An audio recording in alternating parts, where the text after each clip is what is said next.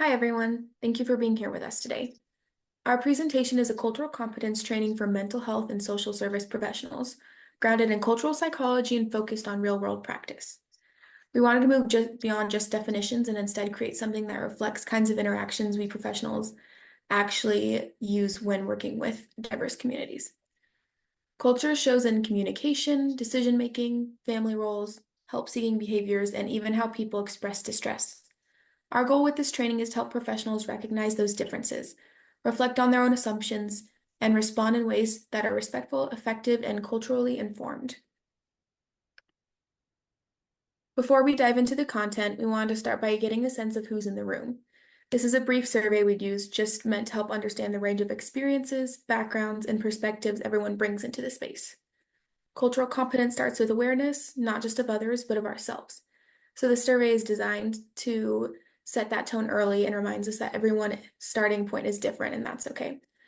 There are no right or wrong answers with this, just a reflection. Our training goals. So these are the goals that guided how we designed the entire training. We wanted participants to build cultural awareness and humility, understand how culture shapes behavior and communication, and most importantly, apply culturally competent strategies in real client interactions. Throughout the training, you'll notice we emphasize practice, discussion, and reflection rather than passive learning.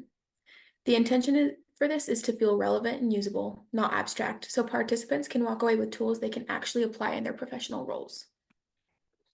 Instructor guidelines. Number one, prepare the learning environment, creating a respectful and supportive atmosphere where diverse perspectives are welcomed. Establish confidentiality and group agreements. For example, sharing your comfort level and we listen to understand, not to respond. Number two, deliver content inclusively, using a variety of instructional strategies like brief lectures, case studies, role plays, group discussions, and reflective activities. Presenting examples representing a wide range of cultural identities as race, language, religion, and socioeconomic background, and etc. Next slide.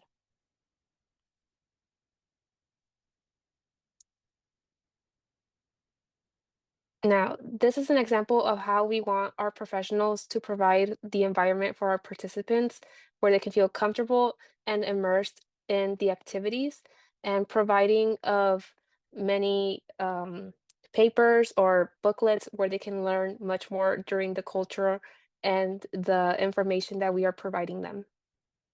Next slide. Number three, facilitate with cultural humility. We encourage participants to examine their own values, biases, and assumptions, and redirecting harmful or stigmatizing comments gently but firmly, using teachable moments and acknowledging areas of growth.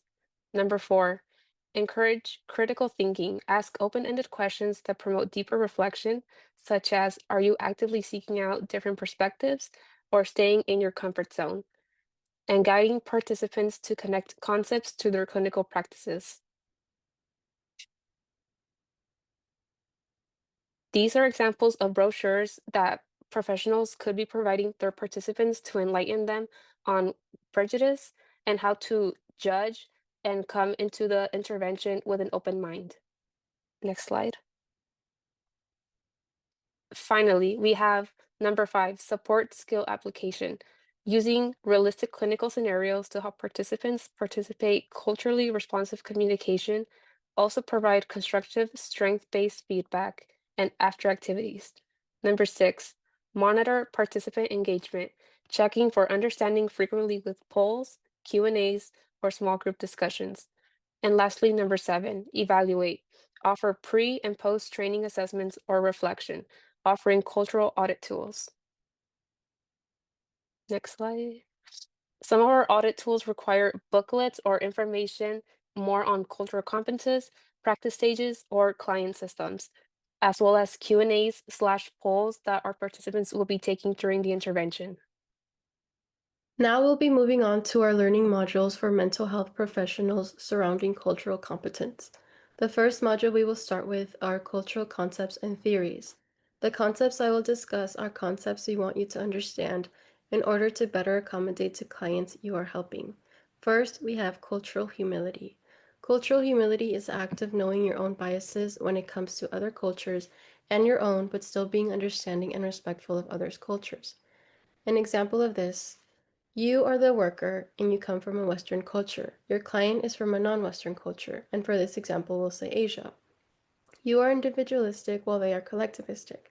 You have your own biases, but you acknowledge them and you try to understand your client and learn about their culture in order to accommodate their needs and communicate more effectively. Next slide. The second concept is acculturation. Acculturation is when a person moves somewhere where their culture isn't the main culture and they end up adopting new traits from the main culture while still maintaining their own culture. Some people choose to embrace a new culture fully and reject their own, and others reject both or just keep their own and don't care about learning the new culture. An example of this: a refugee family from Iran comes to the United States to seek a better life, and they learn the primary language here, which is English, in order to get a job and put their kids in school. They maintain their culture, but they learn the new language here. This is considered assimilation, which is a form of acculturation, since the refugees adapt traits from the dominant culture while maintaining their own traits and traditions. Next slide. The final concept is the interdependent versus independent self. The independent self is self-reliant and typically doesn't seek other people's validation and doesn't really care for their opinion. They do things on their own and have goals for themselves only. Interdependent people, on the other hand, seek group validation and are taught to do things for the benefit and approval of their cultural group. They rely on others' opinions whenever they have a dilemma, and they go to the groups for opinions. An example of this is an independent person might not even want to seek help from our social services and might feel like they can do it on their own, even though they might need help. They might be a little bit more critical about opinions and help, while interdependent people would want to be inclusive of their family when seeing our social services, and they might even want to ask for their family's opinion before proceeding with any of our services. Up until this point, the training has focused on understanding cultural identity, values, and psychological concepts that shape client experiences. This transition marks a shift from awareness to application. Cultural competence is not only about what professionals know, but how they act in real interactions. The next module focuses on turning cultural understanding into practical, responsive strategies used in everyday professional settings. Next slide. Module 2, Practical Strategies and Applications. This module focuses on concrete strategies that support culturally competent interactions. These strategies help professionals gather information respectfully, reduce misunderstandings, and build trust with clients from diverse backgrounds. The emphasis is on adapting communication styles rather than expecting clients to adjust to the system. Next slide. Why practical strategies matter. Cultural knowledge alone does not guarantee effective practice. Without practical strategies, misunderstandings and bias can still affect client outcomes. Strategies such as active listening, open-ended questioning, flexibility, and bias awareness help professionals respond to different communication styles and client needs in respectful ways. Next slide. Applying strategies in practice. When a client avoids eye contact or gives brief responses, professionals should avoid assumptions and adjust communication. In real world settings, cultural differences may appear through silence, indirect communication, or hesitation. Instead of interpreting these behaviors negatively, professionals should adjust their approach, allowing silence, checking for understanding, and inviting clients to share at their own pace. These things can lead to more productive and respectful interactions. Next slide. A social worker meets with case scenario practicing cultural competence. A social worker meets with a recently immigrated client who speaks limited English, avoids eye contact, and hesitates to answer questions. The professional must apply active listening, clarification, and flexibility while respecting cultural communication norms. This case scenario allows participants to apply cultural competence strategies in realistic contexts. Next slide. Activity instructions and reflections. Participants will work in small groups and take on roles of professional, client, and observer. The professional will apply at least two cultural competence strategies during the interaction. Afterward, groups will reflect on what strategies were effective, what challenges arose, and how these skills can be applied in professional practice. Our final learning module is on cross-cultural communication and interaction styles. So the first one we have is high context cultures. A high context culture has more of an implicit communication and interaction style.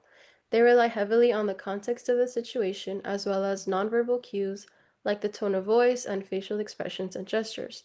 High context cultures will use implicit communication to save face and they don't take criticism very well. An example of this: when working with a person from a high context culture, you might notice they talk more with gestures and use their hands, and rather than directly saying no, they say things along the lines of, "I'm not so sure, I'll think about it," while showing a hesitant tone. Next slide.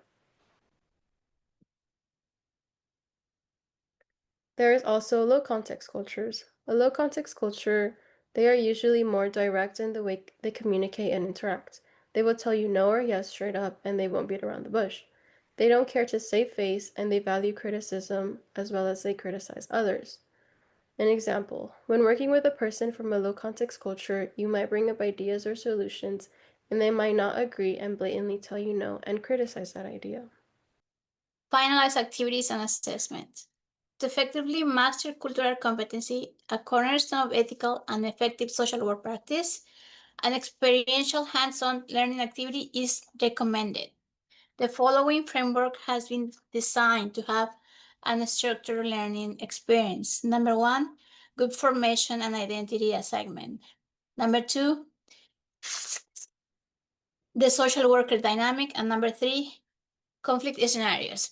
Number one, we begin by the group formation by selecting 5 individuals to be part of a group to facilitate the dynamic interaction and ensure every member has a significant role.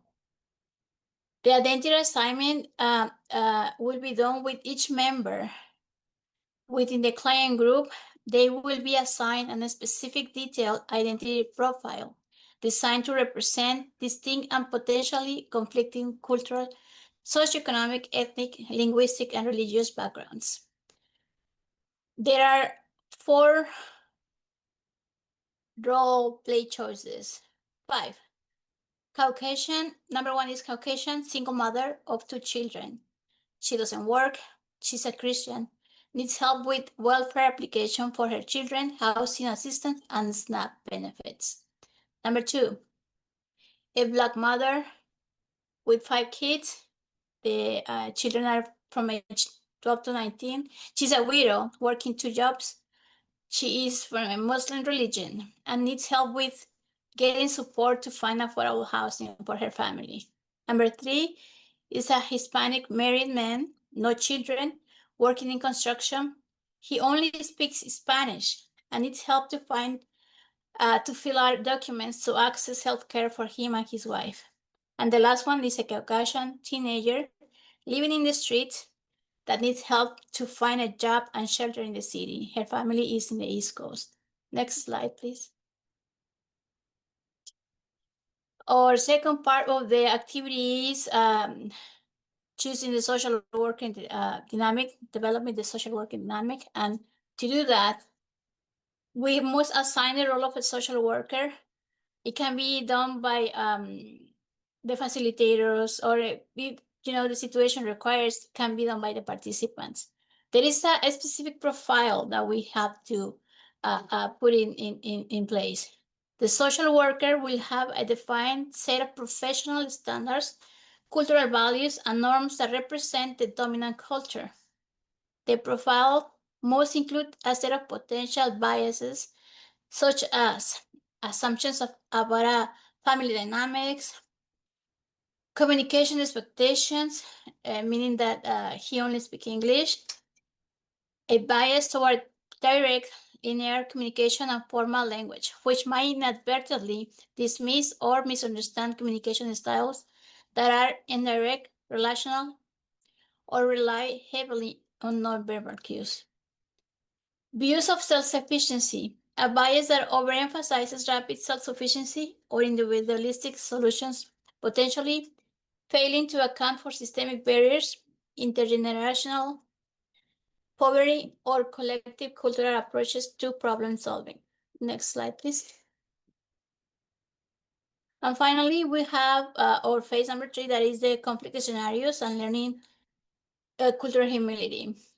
This dual structure is the mechanism that introduces the element of institutional or professional bias into the learning process. The activity tests the social worker knowledge as well as the capacity for self-reflection and cultural humility. To achieve this goal, scenarios should draw 5 domains where cultural values are more pronounced and divergent. One of the scenarios is the dispute over end-of-life care, conflict involving patient autonomy versus family authority, and collective decision-making regarding life-sustaining treatments. Another scenario is a child rearing and educational practices, scenarios where disciplinary methods, educational priorities, or gender roles clash between culture and paradigms. Allocation of limited resources, ethical dilemmas concerning the fair distribution of scarce medical supplies, disaster relief, or educational funding, where definitions of fairness differ based on cultural norms. And finally, conflicting loyalties, situations that pit individuals' professional or legal responsibilities against powerful, culturally mandated loyalties to immediate or extended family, tribe, or community. The conflict often centers on which loyalty is deemed the higher moral obligation. To close, we want to emphasize that cultural competence is not something you can check off of a list or fully master. It's an ongoing process of learning, self-reflection, and adaptation. Through this training, we move from foundational concepts like cultural humility, acculturation, and different self-constructs that are practical strategies into real-world application. We intentionally design interactive activities, case scenarios, and role plays to reflect the complexity professionals face when working across cultures. As a group, we focused on creating a training that was structured but flexible, theory-based but practical, and centered on respect and empathy.